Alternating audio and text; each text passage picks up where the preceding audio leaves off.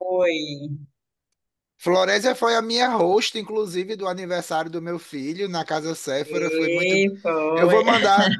vou mandar as fotos, viu, Florésia? É, Ficaram muito Jean, bonitas. eu quero as fotos. Ficaram lindas. Foi um sucesso, todo mundo adorou, foi maravilhoso. Ei, que bom. Ei, desde aí que você tá com essa, você trabalhou pra caramba, né? Foi, foi Esse um é o negócio, cansaço. foi um negócio, mas valeu a pena. Gente, vamos lá. Vamos Tá, eu vou começar a aqui falar do só lavar filme. minha mão, mas eu posso Tá, começar, que eu ok. tô... Bom, mais um filme do Fassbinder. Esse também é um dos mais conhecidos. Vocês vão reconhecer a In Herman, que a que faz a Petra, ela faz a filha do filme anterior. A filha daquela senhora do filme anterior. É um elenco todo feminino. Fassbinder fez um filme sobre mulheres, né? Quando ele começou a fazer filmes, ele começou também a ser criticado porque ele não abordava muito o universo feminino e nem o universo especificamente lésbico. E ele começou a entrar, a aceitar essa crítica e começou a produzir coisas sobre esse mundo, né? E Petra von Kant nasce como uma peça de teatro, o que é bem evidente, né? O que é bem evidente que é um texto de teatro e ele transfere, faz uma adaptação. Fassbinder também era muito prolífico no teatro e ele tem muito amor por esse texto, porque basicamente eu acho que aqui é um trabalho de vários sentimentos dele pessoal, como todo o cinema dele, e ele traduz esse texto para uma forma de cinema. Aí vem a questão, primeiro eu vou primeiro falar da forma, né, do filme, porque você vê que o filme tem uma forma que você vê as origens teatrais dele e você se pergunta, e o que é que Fassbinder faz para desteatralizar ele? Aí você vai vir os planos, os closes, de novo, reflexo do que a gente tinha visto no filme anterior. Os enquadramentos, a maneira como os personagens entram e saem de cena. Acho que a Ari fez um texto sobre mise-en-scène. A mise-en-scène, a maneira como aquele único quarto, ele, apesar de ser claustrofóbico, também ele parece ser um mundo inteiro. A maneira que ele enquadra tudo, a maneira como ele coloca os objetos em cena, o quadro de Midas e Baco, o telefone, o tapete, o disco, a música, a maneira como ele dispõe de um cômodo é, pequeno, mas de uma forma que se torna praticamente um mundo para aqueles personagens. É uma habilidade muito grande. A cena final, a composição é fantástica.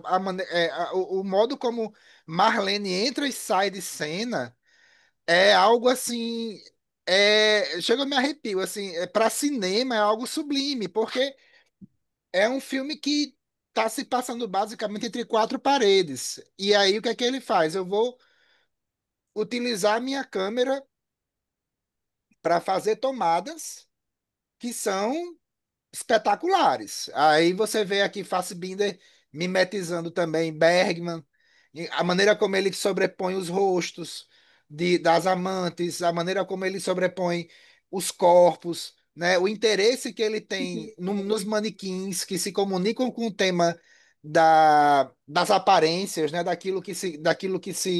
Do que Petra von Kant quer aparentar ser e a maneira como ela vai sendo desnudada, né, durante toda a narrativa. Você vê que ironicamente, ela é um estilista, né? Então, só tem duas pessoas em todo o filme, todas as mulheres, só tem duas mulheres que a veem realmente sem maquiagem, né? Que é a Marlene no início e a mãe dela no fim. É muito interessante como Petra, ela depende dessa aparência. Aí ele, dentro dessa questão, eu vou passar essa parte da forma, a maneira como a música também aqui é utilizada de maneira diegética também, como ele fez no filme anterior. temos três grandes músicas. Tem uma área de Puccini, tem The Great Pretender, e a primeira acho que é Smoke Gets in Your Eyes, que vão contando a, digamos assim, a ascensão e queda de Petra von Kant dentro desse jogo de poder que ela acha que tem. Aí a gente vai entrar nos temas sociais, sociais, sexuais, que Fassbinder gosta tanto. De novo, aqui a gente tem a luta de classes misturada com a luta de poder em relações, né? Que claramente é um tema que ele gosta demais. Você vê aqui Petra von Kant tem essa relação com Marlene, né? Que é a empregada dela, uma relação de abuso, de tortura quase, né? Psicológica, de submissão. E que se vê numa situação depois que ela vai se torturar por um amante que também não vai, que vai tirar dela coisas e que vai deixar ela em frangalhos. Então são vários poderes, né, que estão aqui, vários agentes com vários níveis de poder que vão se desenrolando. É, eu vou falar de Marlene porque eu acho o final fantástico. Porque o final da peça não é assim.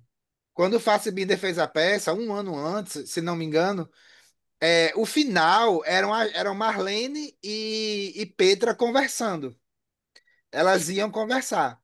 Aconteceu alguma coisa com Fassbinder em um ano, algum tipo de desilusão de novo com a humanidade, em que ele preferiu modificar esse final mais feliz, né, digamos assim, para colocar o final em que Marlene vai embora.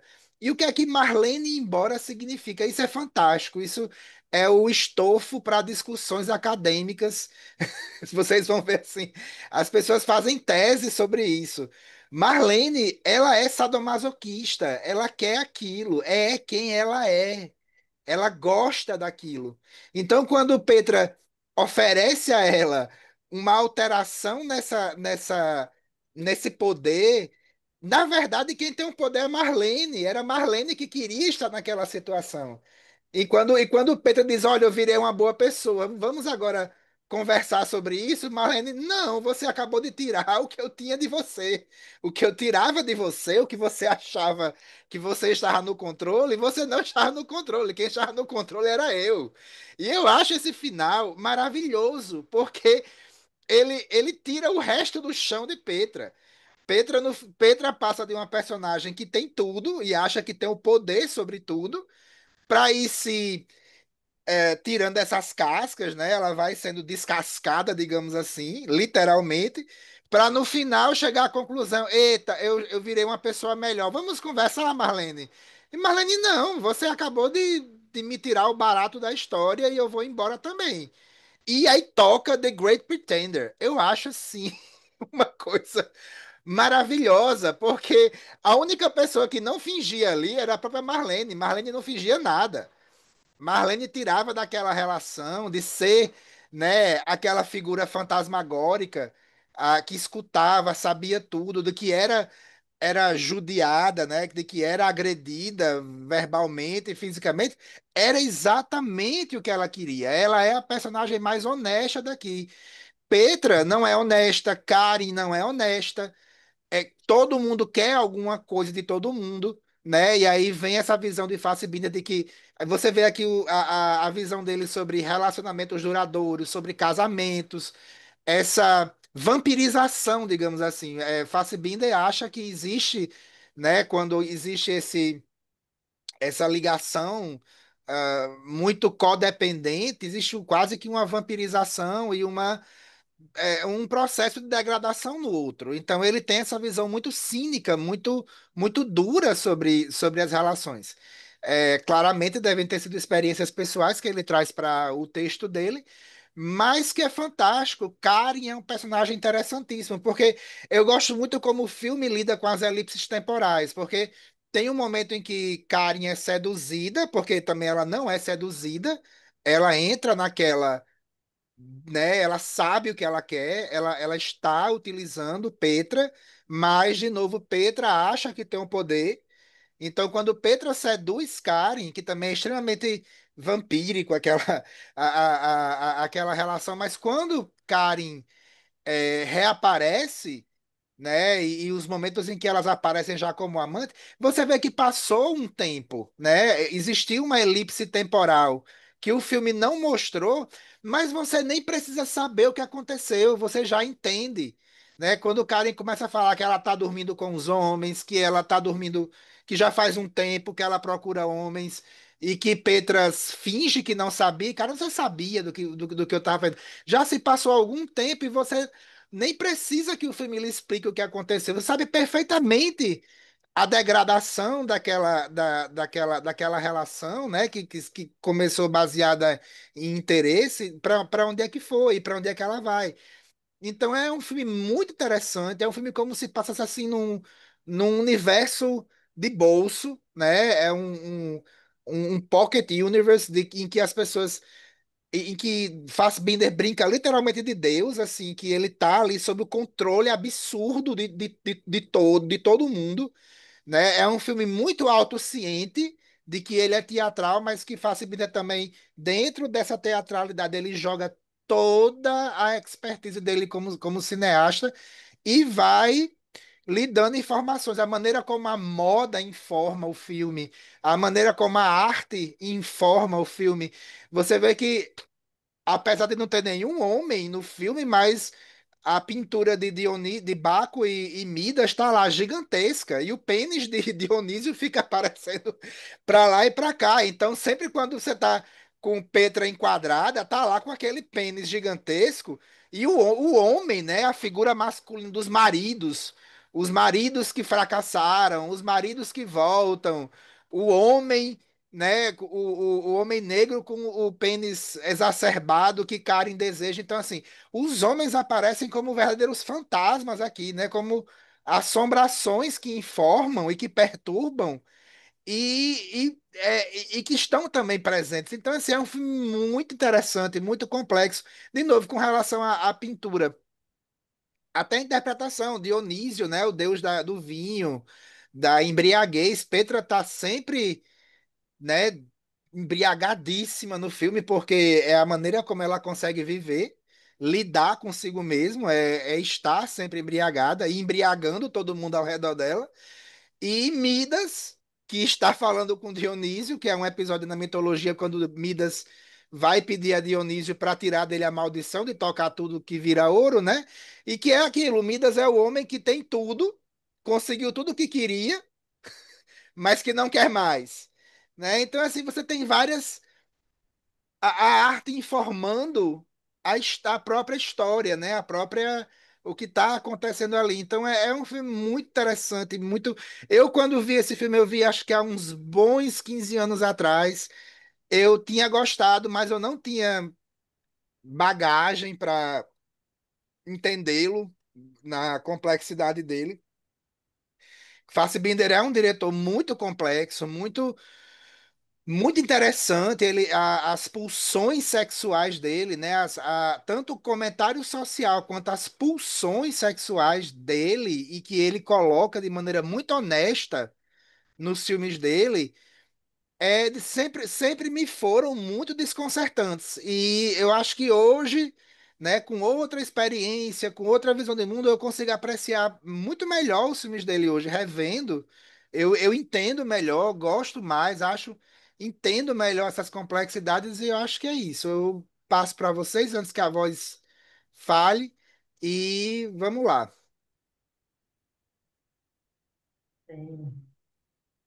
Para começar já tá ótimo, né, Jean? E a voz chega, ficou boa agora no final. Vai melhorando. Eu Pronto. queria só dizer uma última coisa, só um adendo. Eu sempre tenho uma frase que eu gosto muito, que eu aprendi, eu constatei isso vendo muitos filmes de François Truffaut, que também era um diretor muito honesto com suas próprias obsessões, com seus próprios traumas, problemas, e que ele sempre exorcizava isso no cinema. Por mais que um diretor navegue por 30, 40, 50 filmes, mas ele tá fadado a repetir vários temas que ele realmente gosta muito. E Fassbinder sempre repetia alguns temas, mas não de uma maneira pejorativa, isso não é uma coisa negativa, mas assim, essa questão da disputa de poder, né? A disputa de poder em relações. A gente já viu no filme anterior também, e isso é algo que aparece em vários filmes dele. E como isso informa, né, também não só as relações, não só a disputa de poder sexual, digamos assim, mas como isso também informa a disputa de classes, é algo que realmente anda muito, muito de mão dada com outra. Era a maneira como ele via a vida. Ele, os filmes dele sempre tem alguma coisa nesse sentido, eu acho, e eu acho isso incrível, assim, eu acho impressionante, porque dá esse recorte, né, de que. E a gente vê muito isso hoje em dia, né? Quando você vê um chefe assediando uma mulher ou uma pessoa de poder assediando sexualmente, como isso sempre acontece, sempre vai acontecer. Então você vê que essas relações de poder, né, de classe, de sexo, é algo que era muito trabalhado no Stanley Fassbinder. E é divertido ver como as coisas mudam um pouco, né? Como você pode trazer isso ainda para os dias modernos. Pronto, encerrei. Vamos lá. Ah, bom, eu tô naquela posição do cara que ouve, coitado quem vai falar depois do Jean, né? Porque ele já cobriu a maioria, soberbamente, a maioria dos assuntos desse filme. Então eu vou tentar, se é que é possível, complementar alguma coisinha e dar uma visão um pouco mais paralela do que é a obra do Fassbinder e demais que a gente está assistindo um filme depois do outro aqui.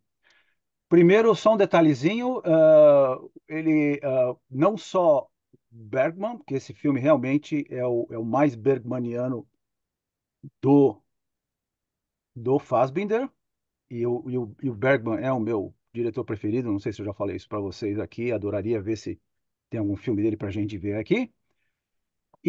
Mas ele também faz uma referência, é ótimo isso, né? Nós já vimos no filme anterior, ele fez um papel pequeno, né? No filme que nós vimos há 2 semanas, e hoje aparece na foto do. Não tem homem nenhum no filme, né? Mas ele aparece na foto do jornal do lado, do lado da Petra e da Karen, quando a E Karen fala. Hitchcock tinha feito isso em algum dos filmes dele, eu não me recordo qual Aquele, é. aquele que eles estão naufragados no barco, que ele não tinha como aparecer, ele aparece uma foto no jornal. Então, quer dizer, mesmo um grande mestre como Fassbinder ainda faz homenagem desse tipo a outros mestres. E olha a gama, né? Bergman e Hitchcock é uma gama incrível. Ah, sobre a história, eu acho que não tem muito a acrescentar. O que eu queria dizer aqui é o seguinte: esse filme é de 1972, e nós já dissemos isso aqui, não sei se todo mundo estava aqui ouvindo. O Fassbinder foi um cineasta muito prolífico, ele fez mais de 40 filmes numa carreira muito curta. Esse filme faz parte de uma gama de ele fez 2 filmes e 2 filmes para televisão e mais um seriado de televisão de 8 episódios, só em 72. Então, quer dizer, dá 2, 4, 6, 8, 10. O cara fez quase 10 filmes em um ano, que é uma coisa impressionante. Agora, eu quero colocar em contexto que eu já comentei isso da outra vez, mas esse cara, ele era tão genial, que tudo que ele fazia tinha qualidade. Vocês podem pegar até os filmes menores deles, vocês vão encontrar alguma coisa boa. E é claro que nós estamos selecionando aqui as melhores coisas aqui, mas como é que ele era capaz de fazer isso? Eu quero tentar dar uma ideia da genialidade de Rainer Werner Fassbinder para vocês aqui. Primeiro, como o Jean já colocou muito bem, ele tinha um domínio supremo sobre a arte e sobre a linguagem cinematográfica. E só abrir um parênteses que eu falei do Bergman, o Bergman dirigia muitas peças de teatro, então é por isso que esse é um filme bem bergmaniano, porque eles têm essa coisa em comum, né? O Bergman se dirigia teatro e dirigia filmes, e o Fassbinder também dirigia teatro e dirigia filmes. Mas o que você precisa, como você é capaz de ter uma carreira como Fassbinder, fazer tantos filmes, demonstrar tanta qualidade, além de ter um controle, porque ele escrevia, ele dirigia, ele tinha um controle total sobre as obras dele, e fazia vários filmes em um pouco espaço de tempo. Como que você consegue fazer isso? Além de ter o controle sobre a obra. Você tem que fazer uma programação de pré-produção extrema, porque esse filme é baseado numa peça de teatro, então ele é super ensaiado. E não tem essa história de você fazer vários takes. Outra, ele escolhia super bem. Você pode ver que os atores, nesse caso, as atrizes desse filme são excelentes, entende? E as tomadas são longas. Tem horas que a Petra Von Kant tá falando, e eu tô olhando e eu falo, mas e ele lá brinca com a câmera e vai para cá, vai para lá. E tem umas jogadas de planos de câmera incrível. Estão as duas falando, a Petra e a Karen, e ele sai das duas e vai. É nesse ponto que você começa a ver, olha, não é sobre a Petra esse filme. Esse filme não é sobre a Petra. Olha quem está lá atrás. E a câmera ia e você ouvia só em off o diálogo das duas e a câmera está mostrando a Marlene. Então ele está, apesar Ô, de. Newton, e o melhor que Marlene não tem uma fala nesse filme. Exatamente. Exatamente. Exatamente. Também tem isso. Eu ia colocar, mas obrigado, Paula. E fora isso, pré-produção, super bem escrito, ensaios tremendos. E é claro que ele tem um controle maior aqui por ser um local fechado, ele não precisa sair. No caso do outro filme, ele tinha várias locações, ele tinha o bar, ele tinha o apartamento da senhora, ele tinha o apartamento da outra mulher, tudo. Nesse caso, ele tem um controle completo, entende? E ele pode colocar a câmera onde ele quiser, e você percebe que não tem quarta parede aqui, entende? Ele vai, ele mostra, você conhece tudo, e isso é muito difícil de fazer. Entende? Porque você tem que fazer com plano e contraplano, e você tem que colocar a câmera ali. Ele tem um controle completo.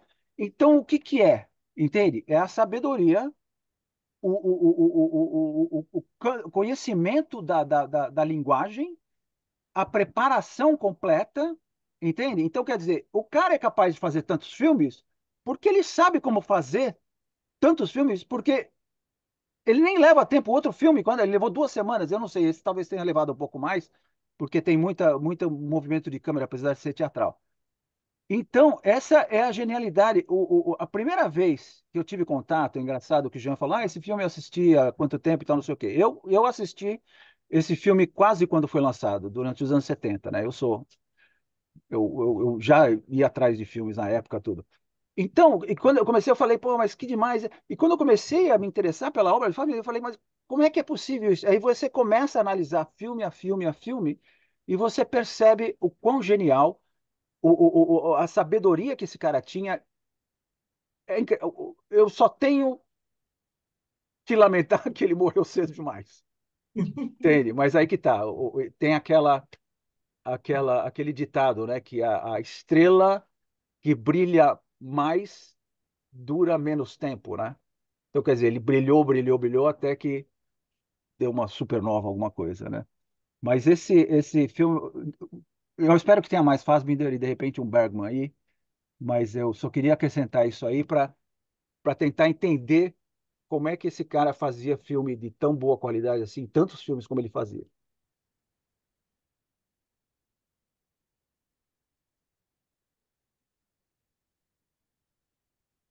Oi, a Márcia, esperamos por suas anotações ansiosamente. Pronto. Márcia vai falar. Eu não sei se já terminou, não, porque eu não vi o filme antes, vi agora, e são muitos detalhes a fazer. Então, eu posso colocar uns e depois, se tiver outros que dê tempo de falar. Temos todo o tempo do mundo. Não, acontece que está tudo espedaçado assim, eu tenho que juntar os pedacinhos. Mas é espedaçado que eu quero dizer, muito bem articulado, como foi colocado aqui. Eita, peraí que eu bati aqui no computador e saiu. Pronto. Como foi falado aí por Jean e também por Nilton, né? Eu fiquei encantada. Do início até o fim do filme foi uma maravilha. E a primeira coisa que me passou é que, como eu vi O Medo, como é o nome mesmo? O outro filme dele? O medo devora ou consome a alma, depende Sim, da tradução. o medo consome a alma. Então, Jean, você tinha falado ali que ele, naquele filme, a questão dos planos, várias questões sociais, né? Então, nesse, para mim, ele ampliou essa proposta dos planos, não é? Que quando começa já é aquela cadeira lá em cima. Quer dizer, a metáfora da Petra, aquela pessoa que se sentia assim, a rainha da Babilônia, que mandava em tudo e que resolvia tudo. Então, ali naquela cadeira vazia, já está mostrando isso, e a cadeira está vazia, porque, na verdade, ela não dominava nada. Ele já é uma metáfora de que ela não era de nada mesmo, que foi o que apareceu depois, né? E esses planos, foi assim uma delícia ver desde que começou a cadeira e depois plano por plano, isso que o Newton falou, como que a câmera estava indo em cada parte e ao mesmo tempo a Petra dialogando com aquela primeira amiga que chegou lá, que ela começou a conversar, ao mesmo tempo que ela dialogava, os manequins também, cada um estava numa posição, cada um estava contando uma história, demonstrando uma emoção, não necessariamente contando uma história, mas demonstrando uma emoção, e que depois, já no final, os manequins já estavam transando lá na cama, os dois. Então, ele contou várias histórias, várias emoções de vários manequins, as pessoas conversando, a Marlene lá atrás, ouvindo aquilo ali de forma silenciosa, de uma maneira de uma serviência exagerada, como foi falado aí, é, o Jean falou aí de como era é um capacho, em outras palavras, ela ali era um capacho da Petra. Então, eu assim fiquei encantada com essa ampliação daquilo que começou no outro filme, no sentido das diversas essas tomadas de câmera, não é que ele fazia. Eu quero dar continuidade aqui nessa parte.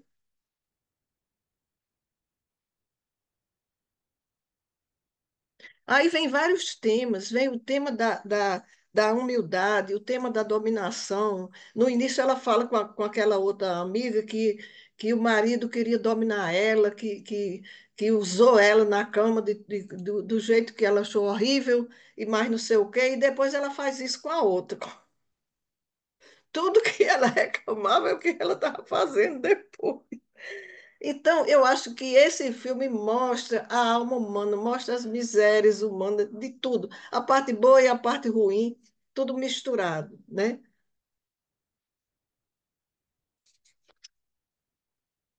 A fotografia, fiquei encantada com a fotografia. A fotografia é uma delícia. Parece que a pessoa está comendo um doce exótico, assim, uma coisa. Não, Eu e acho. umas Outra coisa, cores, né? outra Ela coisa É, usa, as que ele cores usa de muitas cores, são Fassbinder muito são, bonitas, né? as são muito cores. bonitas. Pessoal, eu O queria. silêncio, o silêncio de Marlene foi uma coisa que predominou no início do filme até o fim.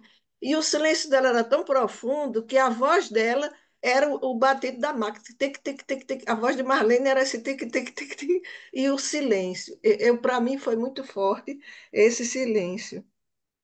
Bom, eu vou parar por aqui, depois se tiver mais alguma coisa, mas eu fiquei encantada do início ao fim. Era isso. Eu só quero acrescentar rapidamente que o costume design, né, o vestuário do filme é uma coisa demais. Quando a Karen aparece pela segunda vez com aquele vestido, que ela tem o busto dela avançado, assim, dourado, É de Jean e, Paul Gaultier. é, e, o, e, É o o, estilo do Jean Paul Gaultier. É o cone. e é, é, exatamente. E a Inclusive, a Petra roupa de também, Marlene é bonita, é linda. é, Aquelas mangas assim, é super bonito aquilo. a roupa da Petra também naquela cena, quer dizer, todo o vestuário é bonito, mas aquela é, porque é interessante porque elas estão tendo a primeira relação. É quando a primeira vez ela vem morar e tal, não sei o quê, não tem aquela licença poética que você falou ainda, quando eles estão conversando com aqueles vestuários. Então, tem um certo choque, porque uma está usando um vestuário impressionante e a outra está usando. As duas estão com umas roupas, uns vestuários impressionantes. O vestuário de Petra é extremamente intrincado. Ela parece uma rainha babilônica mesmo, assim, uma coisa Exatamente. meio górgona. Medusa, o cabelo, né? E ela, como ela não tem praticamente seios, né? E o vestido achata, né? E fica realmente é assim, aí a gente vai fazer assim um comentário de moda do filme. O design de moda do filme é algo extraordinário, realmente. E tem uma cena que ela aparece com um vestido novo, só que a cama aparece. Não sei se vocês perceberam, a câmara é predominantemente câmara baixa. Entende? Você, logo Sim. de cara, na primeira cena, você percebe que você vê. Eu olhei assim e falei, puta, até o Orson Welles o cara tá citando aqui, porque na primeira cena tá mostrando o teto. Porque ninguém mostrava teto antes do Orson Welles, né? E aí tem uma cena que ela aparece com a câmera abaixo também, nos pés dela, ela aparece com o vestido, e eu tô olhando e falando, mas o que que é isso? Então, e é um vestido que tem uma corda enrolada na perna dela, eu falei, meu Deus, aí ela começa a caminhar e ela mal consegue caminhar, parece um pinguinzinho Amarrada. caminhando. Estava E amarrada. aquela cena, se Eu- eu não me engano, era o sapato, eram as sandálias de Marlene, preta, né, austera, e a dela dourada, não sei se era dourada, uma coisa super, muito interessante aqui, assim, ao redor dela, né, arrumando ela de uma Sim. certa E forma. é como o Paulo colocou, assim, para Depois eu posso completar o falar. comentário. Pode, querida. Para completar o comentário de moda, a roupa de Marlene, que a gente numa primeira visão, é um preto básico. Não, é um preto dramático. Sim. Há uma dramaticidade muito grande na roupa estoica de Marlene, na figura estoica dela, né? A roupa dela, a maquiagem muito branca, é um cuidado para contar também um pouco sobre quem é Marlene, né? Quem é essa figura que está ali observando. Tá, só terminar o meu comentário dessa roupa dela amarrada, eu vou me aventurar aqui e dizer que ali é o momento em que a Petra começa a perder a postura dela de dominante e ela começa a ser, ah, ah, li- como é que se diz, metaforicamente amarrada e literalmente pela própria roupa, e ela começa a perder o domínio dela, ela começa a ser dominada e começa a ser amarrada pela personalidade da Kari e pelo amor que ela começa a ter. Pela Hana Shigula, pelo amor de Deus. Eu amo a Hana Shigula, é uma das minhas atrizes favoritas. Assistam tudo dela, que é tudo muito bom. Depois eu indico algumas coisas para vocês. Fala, Natália. Opa, boa noite, pessoal. Muito legal aí o seu plano de fundo com o olhar dela, né? Não é isso? Eu fiz umas anotações aqui, assim como a Márcia falou, tem muitas informações e para dar tempo a todo mundo, talvez eu não consiga falar todas. Mas a primeira é sobre o narcisismo. Me doeu um pouco assistir esse filme, porque eu tinha uma irmã, ela faleceu esse ano, e, e ela era extremamente narcisista. E ela tem uma filha, né? Deixou uma filha. E nos acessos dela, ela não podia ser contrariada em nenhum momento. Sempre ela tinha que dominar a cena, sempre ela tinha um jeito de manipular. Isso foi uma coisa muito dolorosa para todos que conviveram com ela, né? Principalmente minha mãe. Ela se isolou, né, nos últimos anos. A filha sofreu muito com isso quando ela tinha esses acessos, que ela dizia essas coisas mesmas, coisas que a Petra falou para a filha, e eu fiquei assim, muito tocada por esse lado, né? Porque o cinema tem isso, né? De trazer para a gente uma vivência, e quando você já teve aquilo, sentiu aquilo na pele, aí vai mais forte. Então, realmente, a questão, como o outro filme, era o medo consome a alma, o narcisismo devora a alma dos outros, né? Então, a gente viu isso, assim, tudo que ela tocava, ela conseguia destruir, né? Ela não conseguia construir, em termos de afetos, em termos de empatia, né? Enfim, então, assim, esse filme é muito forte, do ponto de vista de mostrar uma narcisista em cena, né? E isso foi uma coisa que me tocou bastante. A outra coisa foram as lágrimas de Marlene. Aquilo ali, né? Quer dizer, tem a cena muito forte dela chorando, as lágrimas escorrendo assim. Então, o filme fala as lágrimas amargas da Petra, mas eu acho que tem as lágrimas sentidas de Marlene. Então, eu não vejo como uma questão de masoquismo, mas talvez de necessidade, né, por questões, às vezes, econômicas, você está ganhando muito bem, e aí você tem que se submeter. E eu já vi muitas histórias de artistas extremamente narcisistas também, que os empregados é, tinham que se submeter a todas as vontades desses artistas, porque também eles pagavam muito bem, então eles exigiam uma submissão total, né? Eu já vi alguns depoimentos dessa natureza. Outra coisa também, eu concordo, a máquina de escrever tem uma sintonia, tem um balé. Conforme a pessoa ia falando alguma coisa, ela começava a datilografar mais rápido. E aí ele criava um sentido assim de você sair um pouco daquele diálogo e ir para a figura da Marlene que estava ali trabalhando, trabalhando, trabalhando e sendo explorada, porque ela fazia essa criação acontecer, né? Tanto que ela fala das mangas. Ah, ficou melhor assim as mangas. Também eu vi a questão do elitismo. A gente via que ela era de uma família elitista, porque a própria filha comentava que Karen era uma pessoa comum, né, que é um pouquinho assim de desprezo, né, por pessoas comuns, assim, no sentido de não ser intelectualmente é, sofisticada e tal. Também outra coisa que eu queria comentar antes de terminar A Natália, é inclusive, Karen, ela tem quando ela conta a história dela, ela faz questão de frisar sobre os pais serem operários, né? Essa questão do pai ser operário, exato, né? Dessa vivência diferente de Petra, né? Ah, a minha vida não foi glamurosa, né? Como a sua é. E você não tem, exato, você não tem muito noção do que é não ser, não ter essa exato. vida. Então, e a própria filha já meio que repercute isso, né? Fala assim, ah, ela era muito comum.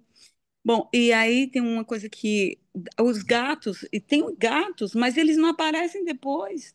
Eu não consegui entender por que os gatos depois não aparecem. Eu sou louca por gato. Aí eu disse, por que os gatos não apareceram? Porque, entende? Ela tinha gatos. A minha irmã também tinha gatos, e os gatos para ela eram tudo. Tinha uma relação com o animal assim que ela não tinha com seres humanos, né? É, Enfim, então, assim, por fim, a peça que Fernanda Montenegro encenou na década de 1980, eu morei no Rio, de 87 até 92, e se falava muito dessa peça. Eu não acredito que eu era muito novinha naquela época, mas eu vi uma peça da Fernanda Montenegro encenando a Adélia Prado. Foi incrível essa peça que eu vi, mas ela fez a Petra no teatro, Fernanda Montenegro. Eu não consigo nem imaginar como deve ter sido assim um negócio espetacular, né? E não tem registro. Depois eu vou ver se tem em algum canto. Se vocês tiverem, depois vocês compartilham. Então é isso, pessoal. Mais um filme do estilo que eu gosto. Eu adoro filme alemão. Então, assim, continuei. Bergman, sueco, todos esses Eu estilos, tô, assim, eu gosto. Ah, obrigado eu a tô você, vendo Natália. Eu queria só agora. fazer um comentário com o que a Natália falou. Diga. Eu gosto muito quando a gente vê. Porque a gente pode falar do aspecto técnico do filme e tudo mais assim, mas assim como na minha perspectiva, o que eu gosto é quando o filme move a gente, né? Quando ele diz alguma coisa, mesmo que a gente nem goste do filme, mas quando ele move e a gente consegue fazer uma conexão pessoal, né? Assim, sobre algum aspecto da nossa vida, alguma coisa, né, que faz essa conexão. Então, eu queria agradecer, Natália, por ter compartilhado essa questão da sua irmã. Eu acho que eu tenho também uma parente extremamente narcisista que me lembra. Eu acho que todo mundo tem alguém na vida que lembra um pouquinho a Petra, né? Nessa questão de girem sobre mim, porque você. Então, assim, eu acho que todo mundo tem tem alguém, ou já teve algum momento, né, de Petra, e a gente tem que pensar muito sobre realmente o quão isso é danoso, né? O quão isso é danoso para a pessoa em si e para quem está ao redor, realmente. Posso E, falar? Márcia, Nícia tinha levantado a mão aí Eu antes. espero. Pronto, depois.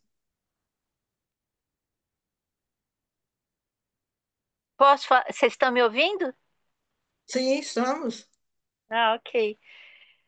Pessoal, exatamente na hora que terminou o filme, a minha bateria morreu. E aí levou um tempinho para voltar. Eu não sei se vocês falaram no começo do bate-papo as coisas que eu vou perguntar. Se falaram, eu peço desculpas. Uma coisa que eu queria perguntar para vocês, ela chega tão suave no final, falando com a Marlene, né? E a Marlene faz a mala e vai embora. Aí ela deita e se cobre. Eu não entendi essa cena, por favor, me expliquem. Ela não sentiu nada pela Marlene ir embora? Eu vou falar o que a minha compreensão. Eu acho que Petra passa por pelo menos da minha interpretação, ela passa genuinamente por um processo transformativo e oferece a Marlene um início diferente, né? Vamos ter uma relação mais igualitária. E é quando Marlene vai pegar a mão dela em agradecimento e ela puxa a mão e diz assim, não. Que inclusive é algo bem ambíguo. Ela voltou a ser antipática com Marlene, grosseira, ou ela tava dizendo, não, eu não quero que você beije minha mão porque eu não quero você nessa posição de subserviência. Então, Marlene, quando vê essa alteração da estrutura, eu acho que teve uma psicóloga que falou uma coisa pra mim que eu nunca esqueci. Você, quando está numa coisa muito ruim, que parece muito ruim, as pessoas se perguntam, por que que a pessoa se coloca numa posição tão ruim assim? Geralmente você está tirando alguma coisa daquilo. Aquela pessoa naquela posição ruim, ela tira algo. Mesmo que seja inconscientemente. Ela está tirando algo. Então, assim, a minha leitura de Marlene é que Marlene, naquela situação, ela tirava algo. Né? Aquilo ali, quando Petra vem com aquela oferta, ela tira de Marlene aquele mundo, porque Marlene era um pouco dona daquele mundo. Ela era um pouco. Eu Não, acho que e ela quem era feliz comanda. na subserviência, né? Na verdade, o prazer dela era estar Isso, exatamente. Então, sendo maltratada, né?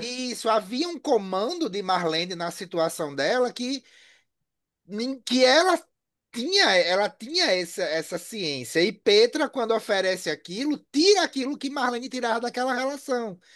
Então Marlene se choca. Eu acho a cena final de Petra Von Kant, eu acho assim, uma coisa assim de outro mundo genial. Esse quadro de Petra ao fundo, né? Arriada, quase chorando, assim, muito triste. E Marlene pra lá e pra cá, pegando, como aqui diz no Nordeste, os picuaios dela, colocando na mala. E depois pega a boneca que parece com Karen e vai-se embora. Não, não, ainda tem uma coisa, ela pega uma arma. Eu acho maravilhoso aquele negócio da arma. Ela pega uma arma e rebola na mala. Então, quando ela faz isso e sai, eu acho que a reação de Petra, Nise, é de total impotência. Entendeu? É tipo assim, não me resta mais nada. Tudo da minha vida, tudo sobre o qual eu achava que tinha algum controle, tudo eu realmente, mesmo que seja com uma boa intenção, como foi aquela no final de estender a mão a Marlene, mas ela destruiu tudo. Tudo se destruiu por ações dela e nada restou mais a ela deitar na cama e sofrer. Entendeu? Então, assim, eu acho que é bem isso, que se comunica justamente com o tema do quadro de Midas. Porque na mitologia grega, Midas o quê? Midas tinha o toque de ouro e tudo que ele tocava virava ouro. Mas o que é que isso significou? Midas não comia, Midas transformou a família em ouro, Midas destruiu toda a sua vida com seu Exato, é o toque. narcisismo. Exatamente. Mas Midas a dest... questão da arma, eu acho que a Marlene queria matar um dia a, a É sua, a provável. sua, Matou, Natália, matou, é isso mesmo. É porque É isso. provável. ela, aquilo ali ninguém aguenta tanto tempo, gente. E é Entendeu? maravilhoso É porque muito ela ainda sofrimento, é muita pensa. humilhação.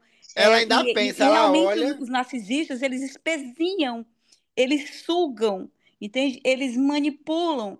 E a pessoa, às vezes, se vê numa situação. de impotência. E a arma é o sentido da potência. Com a arma, a Sim, pessoa acha que pode tudo. e Mas que aí pode dar depois um. ela resolveu botar na mala de sabe de uma coisa, eu não vou matar essa criatura. Eu vou deixar ela aí na pior mesmo, porque É, é o eu que ela concordo. merece.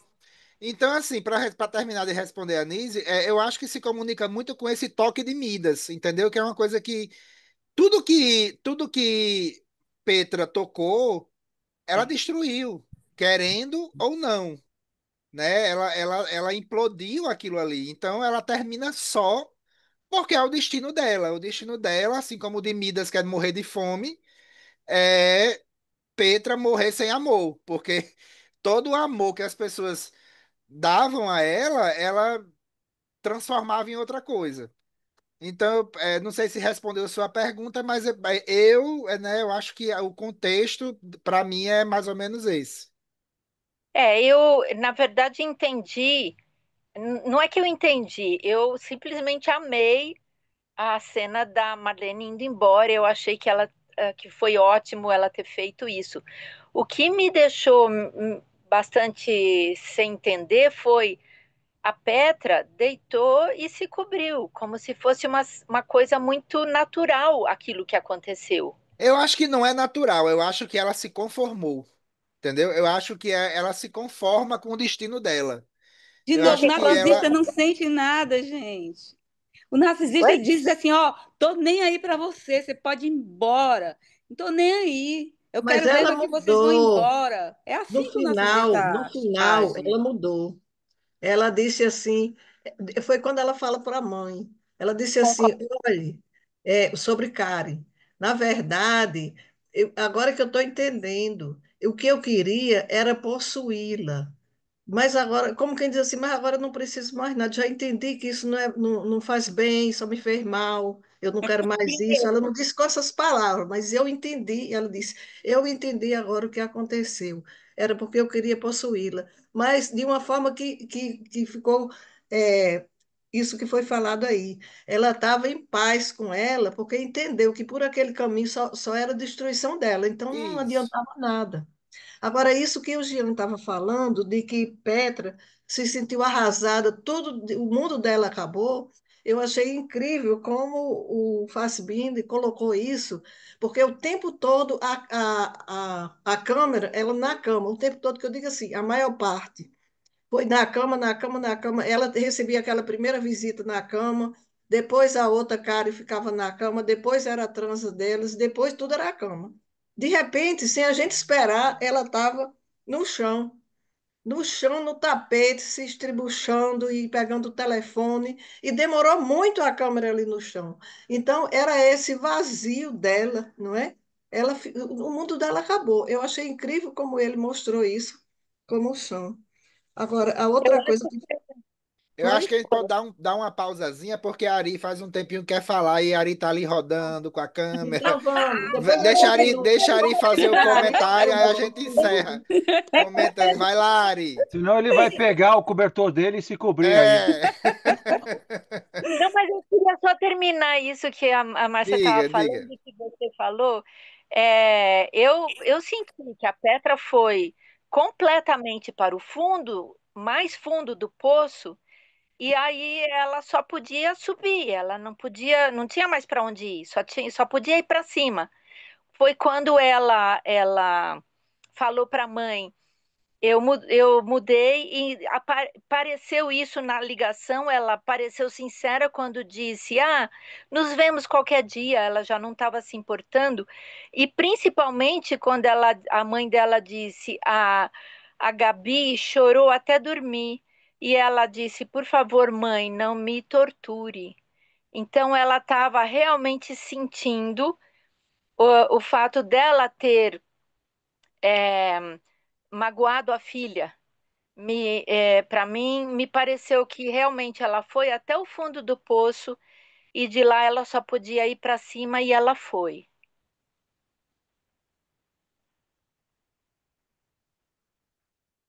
Ari Filler.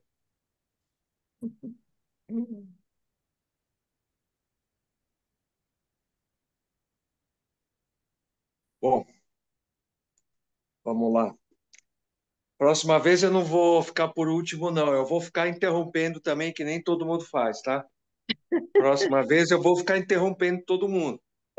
Você Bom, pode tudo, Ari. Você pode tudo. As lágrimas amargas de Ari. pois é, não, porque esse respeito que eu tenho pela metodologia do Zoom, em que você ergue a mão e pela ordem as pessoas vão falando, é um respeito que eu tenho, mas metade das coisas que eu ia falar já desisti de falar, já esqueci. Vamos para frente, né? Eu acho que a gente tem uma metodologia no Zoom, e como a gente já fez umas 4.000 reuniões lá no Trabalho 60 Mais, a gente acaba acostumando com essa metodologia, né? Mas vamos lá. Depois desse esporro, aí eu vou falar o que eu penso, né, pessoal? Vamos lá. Sim, sim, com certeza. Por que vocês acham que eu postei aquele texto que não é meu? Eu peguei na internet um texto que fala sobre mise-en-scène. E por que eu fiz questão de botar aquele texto? Para todo mundo ficar de olho na mise-en-scène. É o que o Jean falou, é o que todo mundo falou. Se você analisar todos os elementos de mise-en-scène que tem no filme, é como o Jean falou. Não é que o cara é bom numa coisa, ele é bom em muita coisa ao mesmo tempo e ele tem bons colaboradores, né, pessoal? O texto tá no Zap da Casa Séfora que eu botei sobre mise-en-scène. O que é mise-en-scène? A gente fala muito em mise-en-scène aqui, e acho que o Newton, o Jean tem mais intimidade, mas eu fiz questão de pegar esse texto. O que é mise-en-scène? Quais são os elementos da mise-en-scène? O que ela pode influir num filme? E esse filme é perfeito para falar de mise-en-scène. Perfeito. Porque ele usa todos os elementos. Todos. Figurino, cenário, fotografia, atuação, enquadramentos, tudo. Só não entra na mise-en-scène a montagem, que é posterior, e a música, né? A edição, que é posterior, não é feito na gravação, porque mise-en-scène é na filmagem, no cenário, né? No cenário, e aí é um cenário mesmo, na prática, né? Agora, eu não vou falar, eu ia falar de um monte de coisa de mise-en-scène, não vou falar. Eu quero falar de uma coisa que eu gostei muito, que é aquela cena, bom, tem várias, mas a cena do desespero dela cada vez que toca o telefone. Aquela cena que ela tá, né, sem vergonha nenhuma na frente das outras mulheres, botando, né, se expondo para a filha, para a mãe, para a amiga, além de que ela estava bêbada, além de expor a bebedeira, expôs a fragilidade, né? Expôs muito a fragilidade dela. Ela não teve ele não teve nenhum freio em mostrar a fragilidade de alguém que está extremamente apaixonado. Ele bota tudo aquilo ali, né? Todos os Ali, diálogos. ela atendia o telefone dizendo Karen, Karen, né? Para qualquer um ouvir. Então, exatamente. Ele expõe a ansiedade dela, a aflição, o sofrimento dela. Cada vez que toca o telefone, a gente sofre com ela, porque o espectador, eu estou falando, porque a gente sabe que não é a Karen. Mas ele vai mostrando isso repetidas vezes. Ela está no chão, já sem a cama, né? Está no tapete branco lá. E então esse elemento do telefone tocando e mostrando a fragilidade dela. Quando a pessoa se apaixona, pessoal, é isso que eu me lembrei, né? Você faz qualquer coisa, você se torna dependente. Não é dependente químico, mas é como se fosse, né, daquela pessoa. E ele mostra isso muito bem mostrado, né, sem pudor, de uma maneira cinematográfica, com a câmera baixa, tudo aquilo que o Jean falou. E tem uma cena que, não sei se vocês repararam, do lado direito do quadro, você tem só as pernas da mãe. Aí depois você tem ela. Aí depois você tem a amiga. Aí você tem. E a Marlene lá no fundo. São 5 personagens em perspectiva, né, em diagonal. Né, desde a perna da mãe até a Marlene sempre na penumbra, no fundo do quadro. Esse enquadramento, entre outros, é maravilhoso. Né? É maravilhoso. É, entre outros, né, pessoal? Porque ele tinha um puta de um fotógrafo. Não sei se o fotógrafo que acompanhou ele sempre, né? Que é o Bauhaus, né? Nesse filme, eu não sabia, além do fotógrafo, tem o cara da música, que é o cara que fez todos os filmes, se não me engano, acho que quase todos os filmes dele, a parte música, né? Então, as músicas, como o Newton já falou, não são gratuitas, põe a gente num puta clima, né? É tudo muita atmosfera. A mise-en-scène não é só para contar história. Ah, essa é uma história de uma mulher que está assim, papapi, papapó, papapó. Não.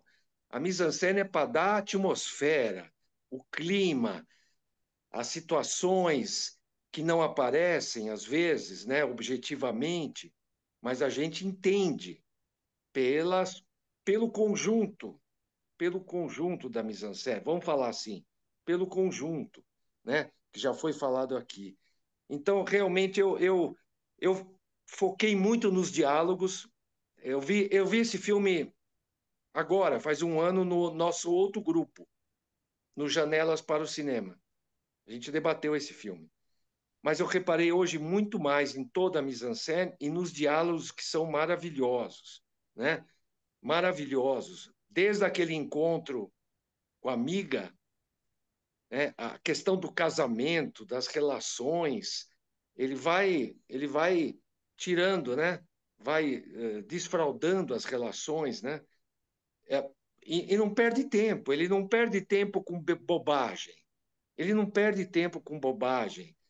É, tem, ao mesmo tempo, cenas muito frugais, tomar café, tomar uma bebida, comer um negocinho, ouvir uma música, mas ao mesmo tempo o diálogo está lá embaixo, profundo, profundo. Enquanto elas estão tomando café, etc., tal, né? Tem sempre essa coisa da Marlene trazer o café, a bebida, o conhaque, o que for.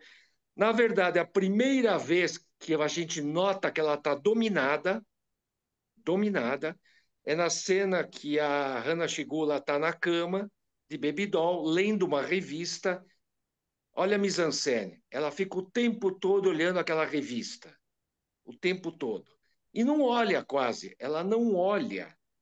A outra fica falando, a Petra, e ela já nem olha mais para a Petra, nem dá bola, nem ouve o que a Petra fala. Aí você já percebe que ela dominou. A Petra fala, ela nem olha, nem dá bola. E de vez em quando faz um comentário cruel. Aí ela faz o que a Petra faz com a Marlene.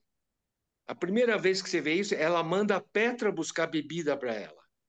A Petra, não a Marlene. Foi a primeira vez que você fala, acabou, está dominado. Ela, é como o Jean falou, passou meses, semanas, a gente não sabe, né? Passou muito tempo e ela já dominou completamente. Ela pede a bebida, a outra vai buscar, a outra implora para ela, quer dizer, já acabou. Né? Então a E gente nesse já vê. momento, Ari, me permita Ah, só fazer uma inserção. A Karen, nesse momento, tem uma hora que Marlene vem, tá servindo e se levanta. A Karen olha para Marlene muito docemente e sorri. Tipo assim, olha a pateta ali atrás. Eu tô fazendo, eu tô, eu vou fazer pior do que ela tá fazendo com você. Eu acho o riso de Karen é super doce pra Marlene dizer, olha, eu tô armando um negócio muito legal aqui. Vai dar bom. pois é, ela faz a outra comer no prato, como é que a gente fala, né? Comer no prato, né? Tem uma expressão assim, mais ou menos, como a outra faz, né? E a outra vai percebendo. A cena dela batendo a máquina, A primeira vez que eu ouvi essa cena, eu fiquei extremamente irritado, porque na mixagem, pessoal, na mixagem, o barulho da máquina está alto. Normalmente, num filme, se você quer só dizer que tem uma pessoa batendo a máquina fora de quadro, você deixa aquele ruidinho para não incomodar. O que ele fez na mixagem? Ele botou o som lá em cima para incomodar. É como se a Marlene quisesse dizer: eu estou aqui, estou escutando, estou presente e vou incomodar. Eu estou aqui e ela incomoda a gente. Gozado, não incomoda a conversa das duas, mas incomoda o espectador, porque o barulho da máquina realmente na mixagem está muito acima do que normalmente eles fariam. Ficaria só aquele tic-tic no fundo de quadro. Não, é absurdamente alto o volume daquela máquina, né? Depois também tem os usos de cenário, outros ângulos que ele usa de vez em quando com aquela janela que tem faixas. Vocês perceberam que tem uma janela lá, um vidro que tem faixas. Claro escuro, e ele usa muito bem isso em certos momentos com a Marlene, né? Tem uma hora que tem um enquadramento que a Marlene está com a mão assim no vidro e as duas estão conversando atrás daquele vidro no quarto. E a Marlene fica o tempo todo com aquela mão assim, numa pose. Né? Enfim, é, nada disso é gratuito, como o Jean falou. O cara é um mestre, né? E nada disso é gratuito. A posição da outra, a luz, a janela, tem hora que é de noite, tem hora que é de dia, né? Tem hora que começa com ela acordando, né? Numa cama, assim, normal, mais ou menos normal. Apesar dos gatos, que nunca mais aparecem, alguém falou aqui, né? Mas é um cara que ele tem uma vantagem, pessoal. Ele escreveu a peça. Isso é uma vantagem que manda outro diretor dirigir esse filme.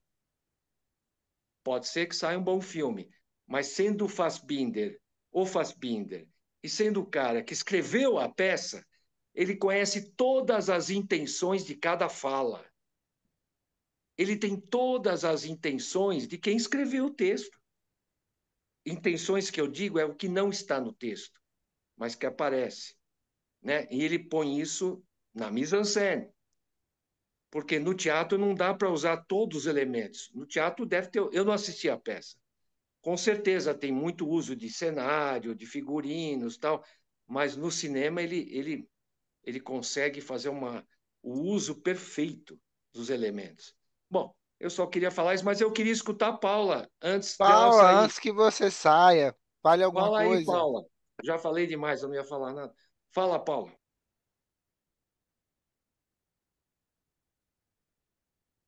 Eu Paula, já estava saindo, já que eu tô morta de fome, como o Ricardo, né? Sou irmã de Ricardo nesse ponto.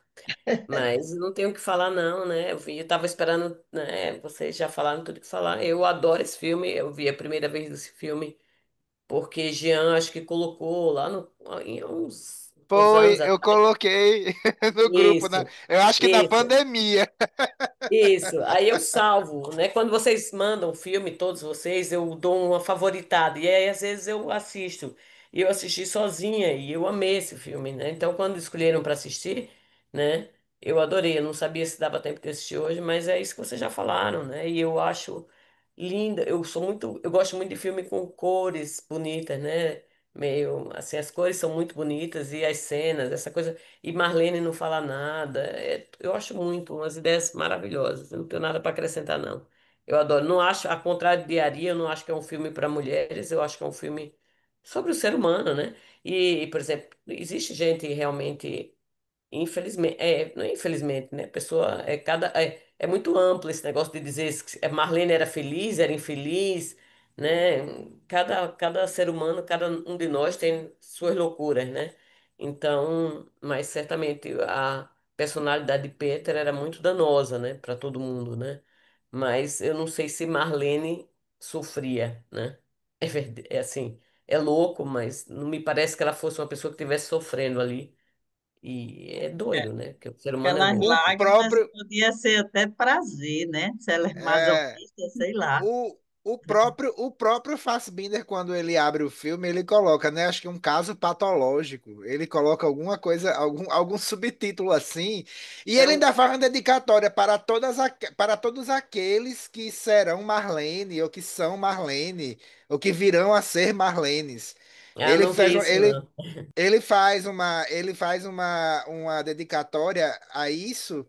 É muito, muito bom, é muito interessante. É muito interessante. E com relação a ser o público feminino, um outro diretor francês, Denis Ménochet, fez o filme Peter Von Kahn, que passou aqui em 2022 naqueles filmes franceses do Varilux. Peter Von Sim, Kahn, que é sim. a mesma história Não é passada. François Ozon, não? Eu acho que é François Ozon, não? É, Márcio. Não, desculpe, o ator é Denis Ménochet e o E o diretor é diretor é François François Ozon. Ozon. Eu misturei. Ozon ama Fassbinder. Ozon é um filhote de Fassbinder. É, Assim né? como o Fassbinder era um filhote de Douglas Sirk, aí Ozon é um filhotinho de Mas Fassbinder. esse é incrível, porque eu vi em 2022, eu não tinha visto, eu queria ver essas Lágrimas Amargas, mas não tinha visto ainda o Feminina, né, de Fassbinder. E aí eu vi e eu achei fantástico o filme, e é muito parecido, quer dizer, claro que é baseado nessa história, né? Então, é muito esse agora, a questão do que fazia o papel de Marlene, é um rapaz, então realmente é aquele capacho mesmo, é muito forte esse personagem. Eu queria só completar Paula, rapidamente. muito obrigado, viu? Se você tiver que sair, muito obrigado. É sempre pareça mais quando puder. Sua Obrigada a presença é vocês. muito. É, não é porque eu ando Eu enrolada mesmo, eu particularmente sempre quero prefiro estar aqui. você do que Ricardo, fica entre nós, mas Oh, meu Eu Deus! também me prefiro do que Ricardo. É. Ricardo, Newton se tá ainda mais Ricardo porque o falando Ricardo estivesse aqui, gosta ó, do filme e eu não Nigiane, gosto, né? Apareça mais, Paula. A ele- gente sente sua Não, eu vou falta. Valeu, Paula. aparecer, vou Valeu, Paula. aparecer. Pode deixar. um Um abraço, beijo, Paula. saudade de Beijo, vocês, adoro tchau. vocês. Beijão, Paula. Beijo, Tchau. Beijo. Paula. Então, eu vou puxar uns fiozinhos Deixa eu daqui. só fazer uma coisa, Newton. Florésia, diga o que você achou pra gente fechar aqui. Aí você fala, pode ser, Ei, Newton? Jean, eu acho que não tem mais nada para falar desse filme, né? Mas eu vou Eu espremer acho de que você alguma coisa. Vamos lá.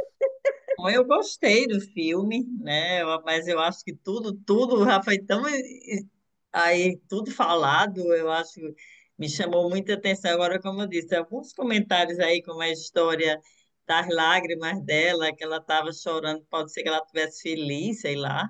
É uma coisa tão louca, é um filme tão maluco, né?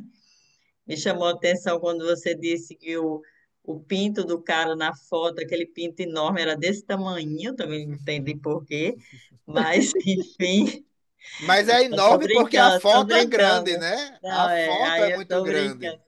Não, mas assim, o filme é maravilhoso, Mas de né? enorme tem o pinto do Homem Negro, O né? Que ela Negrão, aí menciona. Então sim, aí ela comenta, aí né? era, Aí aí eu, era o Vampeta, aí era outro personagem.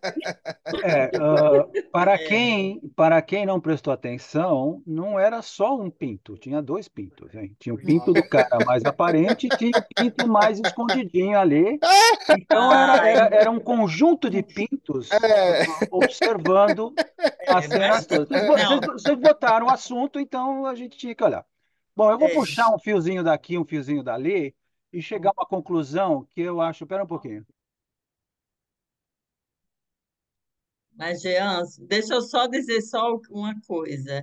E achei maravilhoso, né? E como todo mundo já falou, a Marlene também é a figura que mais me chamava a atenção, né? Uma coisa assim louca. E aí ela é a pessoa a grande pessoa do filme, sem falar nada, né? Como já falaram, isso eu acho que foi o mais, para mim, foi assim o mais intrigante, né? O filme inteiro. Então, lá no começo, a coisa de 1 hora e 15 minutos atrás, o, o Jean falou do processo transformativo da Petra. Ela muda, ela é uma pessoa horrível no começo, e a maior parte do filme ela continua sendo aquela pessoa intragável, mas no final você vê alguma mudança e tal, não sei o quê. E o que leva à questão da Nise, que perguntou a reação dela depois que a Marlene empacota tudo e vai embora e ela se cobre. Ali é uma ação ou uma reação meio de conformismo, meio sabe, ela não tem mais controle da situação que ela tinha no começo do filme, daí o processo transformativo. Agora, eu acho muito bacana essas discussões aqui, porque o título do filme é As Lágrimas Amargas. E o filme, na verdade, ele não é um filme pessimista, justamente por esse processo transformativo da Petra.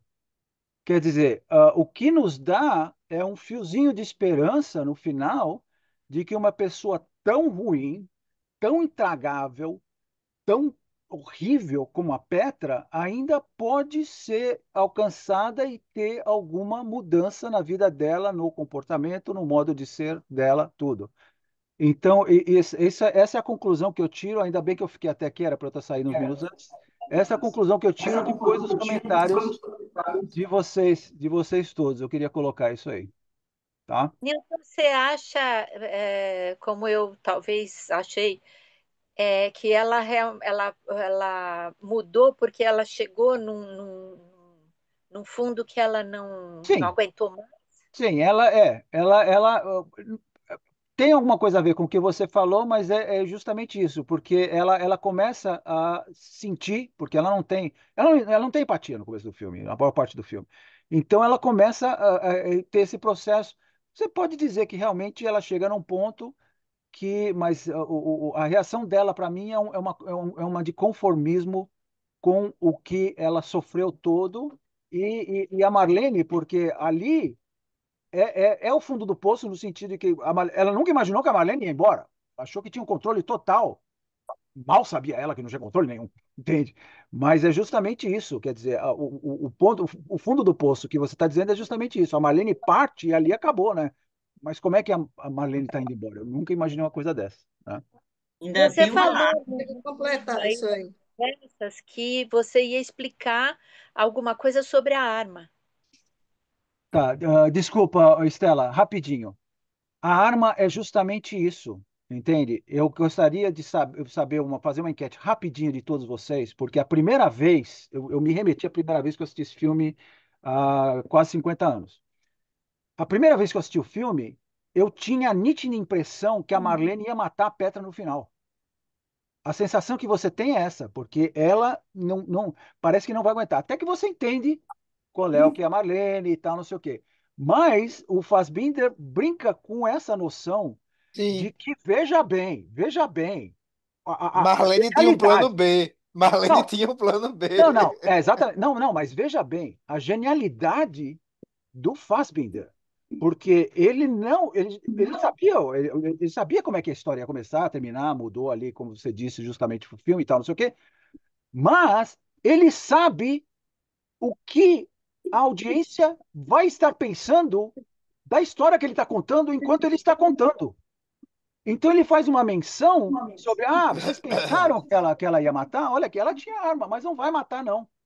Então, quer dizer, é uma coisa, apesar do cinema ser uma arte estática, no sentido de que você não tem, como no teatro, ou em ópera, ou em peças sinfônicas, tudo, você tem aquilo ali, tá feito, aquilo está impresso, está no celuloide, está agora no digital, não sei o quê, tá feito aquilo, você não pode mudar, entende? Você não pode chegar e dar um grito no meio do filme e fora a Rosa Púrpura do Cairo, mas essa é outra história. E os atores reagirem, entendeu? Mas ele, imaginando que, na história que ele estava escrevendo, isso aqui é o que a audiência vai pensar, ele fez uma menção sobre o que a audiência está esperando, mas não é isso que vai acontecer. Vocês estavam pensando isso, mas não é isso que vai acontecer. E ele dá um outro final. Essa é a questão da arma. É isso que ele quis dizer. Olha, eu conheço a minha audiência. E Eu ainda gostaria tem de completar, hein? Estela tá aí com Estela, a mão Pronto, levantada. é, Estela agora que não falou ainda. Oi. Então, eu só queria entender o fim. Bom, o fato dela entrar na cama assim numa boa Eu não sei se ela depois não disse assim, bom, daqui a pouco arruma uma outra Marlene e começa tudo de novo. Não sei, pode, né, pensar nisso. Agora, Marlene, Eu tô mais para você, viu, Estela? Do que né? a Porque mudança acho que assim, dela. mudar tão radicalmente assim, eu tenho minhas dúvidas, né? É boneca. E eu não entendi a boneca, que ela leva a boneca.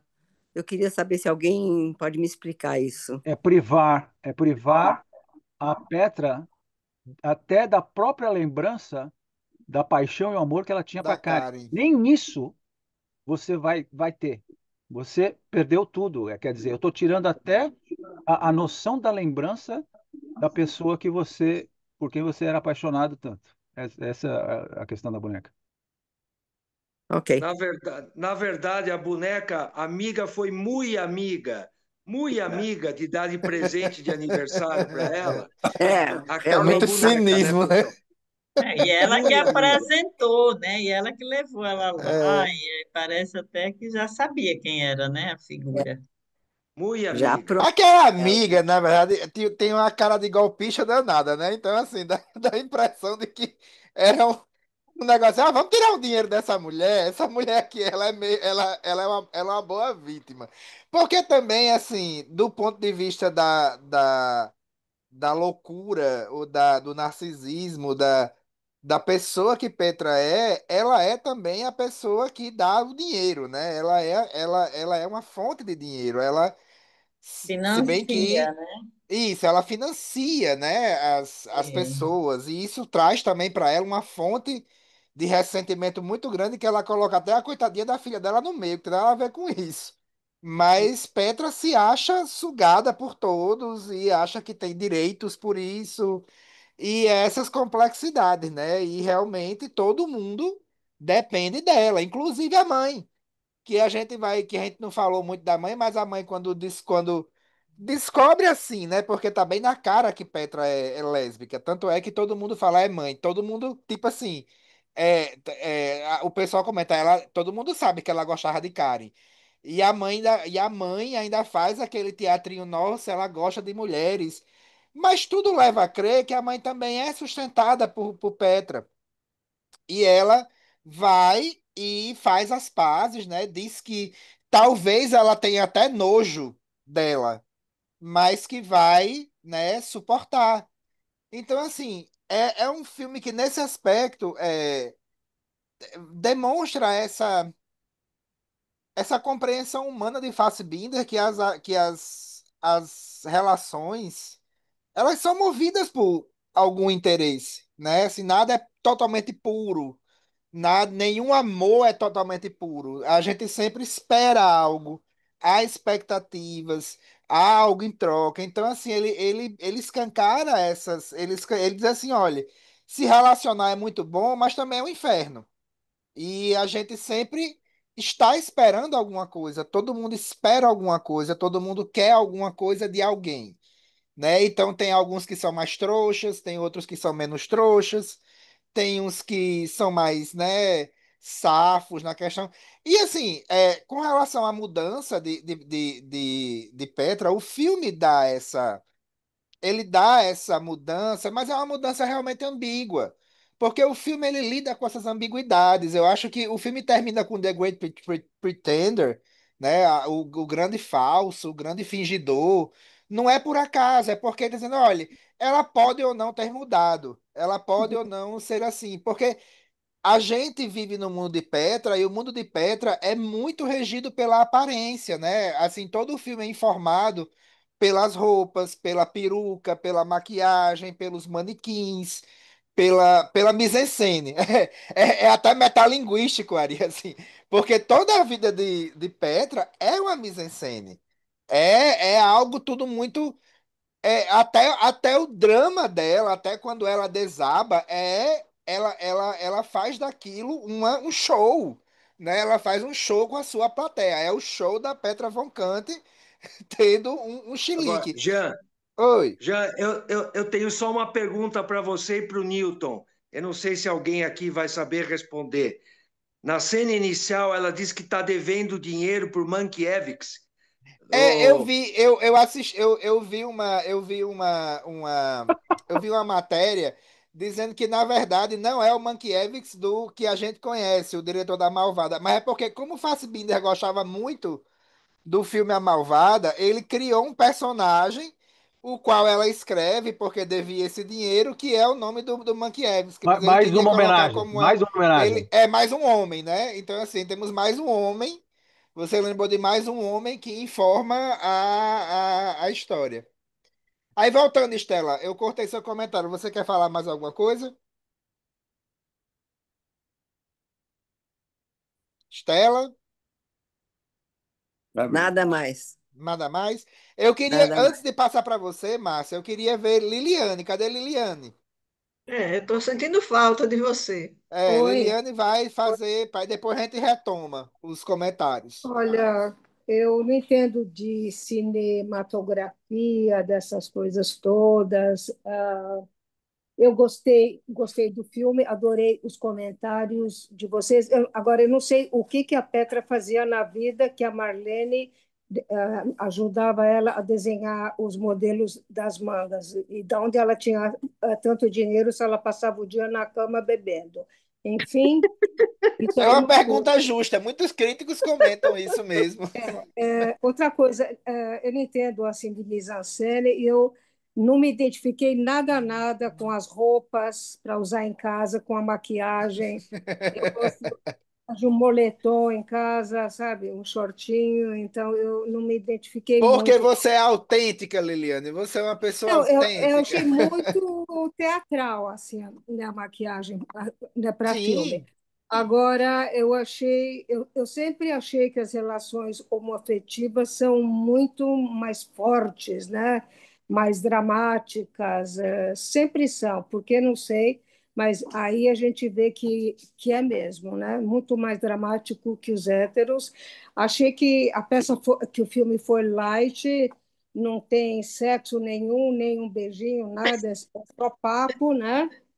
A não ser os manequins. Os manequins foi o que teve mais assim pornô no filme. Eu achei,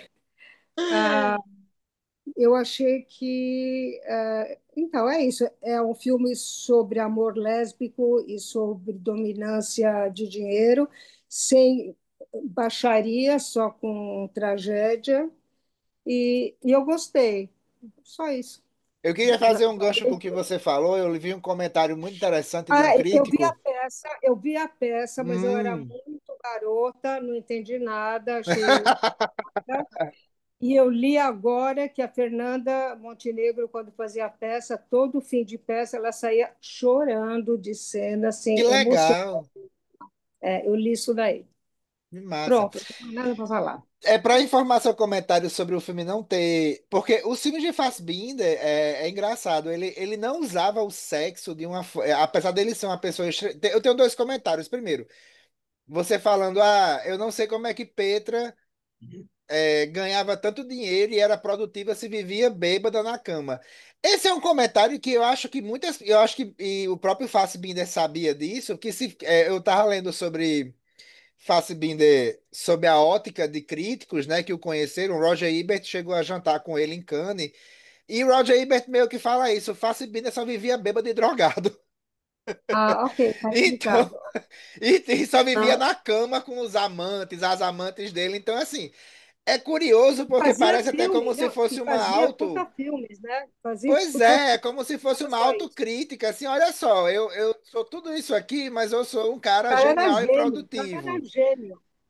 Eu sou um cara genial. Eu tenho algum tempo livre que eu produzo. Mas tem uma outra coisa. E também nisso aí tem alguma coisa, porque também acho que a Ari falou dos colaboradores dele, né? O cara que fazia fotografia, música, e é verdade, ele tinha colaboradores fixos. Atores que colaboravam e muitas vezes viravam amantes também, como a gente falou. E aí a gente faz de novo aquele trabalho de metalinguagem. Aqui a gente tem Petra von Kant, que a gente vê que apesar de que realmente, provavelmente, ela tem a carreira de estilista dela começou antes de Marlene, mas em algum ponto Marlene também ajudava ela até nisso.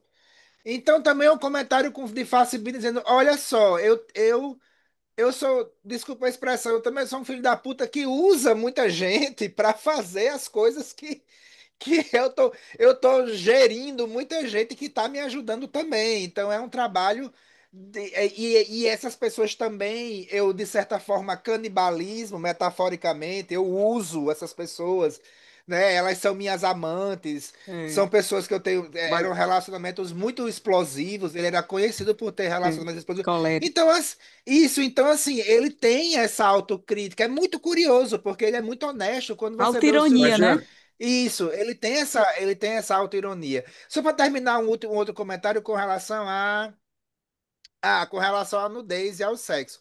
Fassbinder, apesar disso, de ser um cara extremamente sexual e muito conhecido por isso, né? Ele era muito um bicho, um animal sexual mesmo. E alguns filmes dele colocam essa faceta. Em outros, eles são filmes que não têm cenas sexuais. Mas aqui eu tava vendo isso não é uma observação minha, é de um crítico que eu li que eu achei genial. Não tem nada mais assim, íntimo, ou não tem nudez mais efetiva nesse filme do que ver Petra Von Kant sem maquiagem, né? Ela com a cara da E. Herman, sem maquiagem nenhuma, sem a peruca, né? Sem frágil, ela muito magra, né? Era uma mulher muito magra. Então você vê-la, né? Sem aquela armadura de Petra Von Kant, sempre é muito mais efetivo do que se ela aparecesse realmente pelada, porque ela como ela é e ela, Petra Von Kant. Então, assim, eu achei muito interessante e que realmente eu pensando sobre isso, né, num filme em que ele estava tentando construir um universo que não é um universo queer, né, é um universo que fala de Sim. relações homoeróticas, mas que não é um universo do homoerotismo do homossexual, é um homoerotismo lésbico. E que é algo que, inclusive, muitas lésbicas na época criticaram o filme, mas ele sempre teve esse cuidado ou essas observações para construir o filme dele de uma forma diferente, porque Mas o filme anterior tinha o homem tomando banho lá. Tinha. tinha, Era exatamente, o- isso, mas Vamos, que aí Siquerelli, era, vai, e vamos, que era, e que Siquerelli. era o namorado, dele. Então, assim, ele aqui, eu acho que eu ouso dizer que ele entende que a sexualidade feminina ela vai por um viés que também é diferente do masculino e que também é algo também intelectualizado. E eu acho isso muito interessante. Apesar de Karim chegar e dizer, não, eu queria ontem o Cacete do Negão, e Uhum. é uma colocação importante no filme, porque isso reforça, né, a sexualidade, né, o touro, pegar o touro, como ela fala, meu marido me traparra como eu fosse um touro. Mas, ao mesmo tempo, como é um universo feminino, diferente, então ele carrega na intelectualidade. Então, as pessoas aqui, elas discutem o que elas estão sentindo, elas vão até o fundo, pessoas que são nem boas, nem ruins, e é aquilo que eu comentei no filme passado. Uma coisa que Fassbinder faz muito bem mesmo, eu acho que isso é um grande legado que ele deixa, é que ele constrói personagens genuinamente complexos, né? Ele entende, Petra é uma pessoa que começa ruim, passa por, mas ele nunca lança um olhar totalmente vilanesco nela. Entendeu? Então, assim, ele tem uma compreensão mais macro de que as pessoas são realmente complexas, de que as pessoas são capazes de coisas boas, coisas muito ruins, coisas abjetas, mas que ele está ali como cineasta, ele está interessado, né, em como isso se desenrola, mas ele não julga. Pronto, é isso. Eu acho que Fassbinder, como diretor, ele não julga. Ele observa, ele se coloca, E né? retrata. A gente é outra coisa interessantíssima, porque eu tinha comentado isso no filme anterior. Ele tem uns ângulos no Medo Devora a Alma que é como se a gente estivesse vendo, né, espiando cenas secretas. Aqui não, aqui ele chama a gente para ser voyeur mesmo. Aqui ele escancara, né, os ambientes assim. Ele convida a gente para fazer parte daquilo ali. Então esse componente voyeurístico de que eles, olha, vamos analisar, né, vamos ver aqui como é o ser humano, como a gente é realmente, sem as máscaras, né? Sem os fingimentos. Então, assim, esse convite a esse voyeurismo. E o cinema sempre é um voyeurismo seguro, porque a gente, apesar de se emocionar, mas ainda continua com uma certa distância. Então, ele convida para gente se melar um pouquinho nessa lama e, de repente, tirar alguma coisa disso. Rapidinho, sobre, não era o comentário que eu ia fazer, mas sobre o último que o Jean falou, a direção desse filme é toda nesse sentido. Você percebe que a câmera fica estática em alguns momentos, mas se move muito no sentido de que ele quer mostrar, e você é o voyeur, a câmera é o olho que desnuda, eu já vou falar sobre isso, os personagens, e você tem esse aspecto voyeurístico que o Jean acabou de comentar. Mas o que eu queria dizer é o seguinte: o negócio da maquiagem da Petra Von Kant, o nome do filme, mais uma vez, é As Lágrimas Amargas de Petra Von Kant. A Petra Von Kant é o personagem dessa estilista. E o que o Jean falou sobre a maquiagem é exatamente no ponto.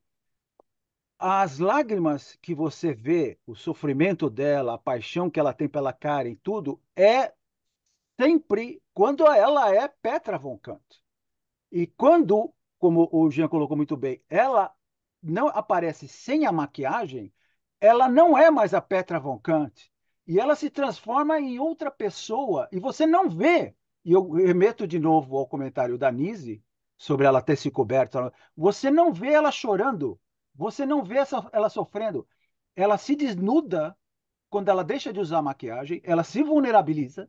E o diálogo mais representativo disso é quando ela conversa com a mãe e se entrega de não me torture, eu vou fazer isso e tal, não sei o quê, que é ela aparece sem maquiagem uma outra cena, mas essa cena é a principal dela, que mostra toda a transformação dela, ou seja, ela já não é mais aquela pessoa forte, aquela pessoa narcisista se transformou. Entende? Então, esse é o ponto, a questão da maquiagem, Jean, muito bem colocada, valeu. Gente, Eu com relação a queria isso que vocês comentar. falaram, Pera, eu queria comentar uma coisa antes que eu esqueça. Já esqueci. Tinha duas coisas que eu ia comentar, mas se não vai na hora. Uma das coisas é o seguinte: o Jean falou da analogia do artista entre ela, artista, e o Fassbinder, artista. Logo no início tem um telefonema, além do Mankiewicz, tem um telefonema que ela finalmente é chamada por uma grande empresa de moda, que ela diz que ficou aguardando 3 anos os caras chamarem ela, ela critica essa empresa, né? Eu acho que é uma maneira também do Fassbinder criticar possíveis atrasos ou investidores ou empresas que deixaram ele esperando para fazer algum projeto, né? E ela até ela faz aquele blefe, né? É maravilhoso, porque já é o blefe típico da atriz. Não, eu vou ver na minha agenda. Ela não fala agenda, ela fala: não, na sexta-feira à tarde talvez eu tenha um tempinho para você. Ela está há 3 anos esperando esse telefonema. Mas ela dá uma de atriz e fala: na sexta à tarde talvez eu tenha um tempinho para você. Se não me engano, é esse o diálogo, né? Isso é uma coisa que me chamou a atenção.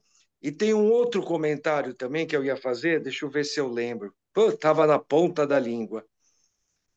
Sobre a produção, sobre a direção. Uma cena. Além daquela cena que ela está no chão atendendo o telefone que toca, que é maravilhosa, tem a cena que ela, a cada 10 segundos, muda. Ela fala para Karen, sua putinha nojenta, você me enganou. Daqui a pouco ela se joga nos braços da outra, daqui a pouco ela volta a falar, você é uma putinha nojenta, você me enganou. Ela muda 3 ou 4 vezes na mesma cena entre um amor absurdo e o ódio de quem está sendo desprezado. Na mesma cena. É maravilhoso, porque isso é bem humano. você quer ao mesmo tempo xingar a pessoa que você adora, que se ela não te corresponde, mas ao mesmo tempo você não resiste, né, a essa pessoa que você ama, né? Então Oi, ele mostra isso nessa cena maravilhosa. É mais outra cena maravilhosa, né? De roteiro, de direção, de diálogo, de tudo, né? ei, É, gente, eu quero já, só já completar são uma quase coisa. 10 horas, né? Mas tem uma coisa que eu fiquei esperando até agora, só para dizer isso. Então, diz, Márcia. Veja só, foi falado aqui sobre essa questão final, se a Petra se regenerou ou não, ou tal, isso aí.